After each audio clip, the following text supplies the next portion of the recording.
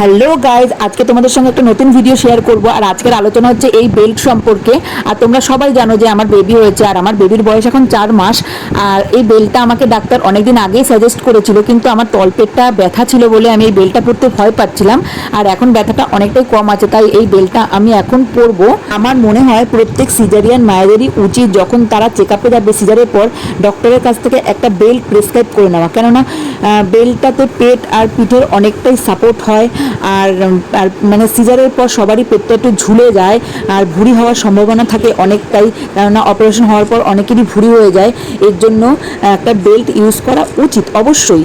কিন্তু তখন সকলেরই বাচ্চার কথাই মাথায় থাকে, কারোর বেল্টের কথা মাথায় আসে না। আমারও যখন প্রথম বেবি হয়েছিল আমার মাথাতেও বেল্টের কথা আসেনি, কিন্তু আমার যখন বেবির 9-10 মাস বয়স হচ্ছে তখন আমার মনে হচ্ছিল যে আমার ব্যাক পেন হচ্ছে, পেটটা কেমন ফুলে উঠছে। এর জন্য আমি বেল্টটা সাজেস্ট করতে বলেছিলাম আবার ডাক্তারকে।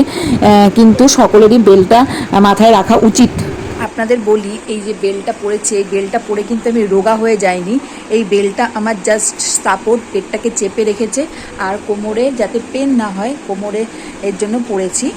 আর এই বেল্টটাতে অনেক উপকার আছে, যাতে পেটের ভুঁড়িটা আর যাতে না বাড়ে, এর জন্য ডাক্তাররা সাজেস্ট করে। আর এটা আমার সেকেন্ড বেবি। প্রথম বেবির সময়ও আমাকে একটা বেল্ট দিয়েছিল, ওই বেল্টটা আমি পরতাম, কিন্তু ওই বেল্টটা আমি অনেক দেরি করে পরেছিলাম। যখন আমার বেবির 9 মাস বয়স তখন আমি ওই বেল্টটা পরতে শুরু করেছিলাম। আর এই বেল্টটা আমি পরা শুরু করলাম আমার বেবির এখন 4 মাস, এখন থেকেই আমি পরা শুরু করলাম, 4 মাস হলো কমপ্লিট।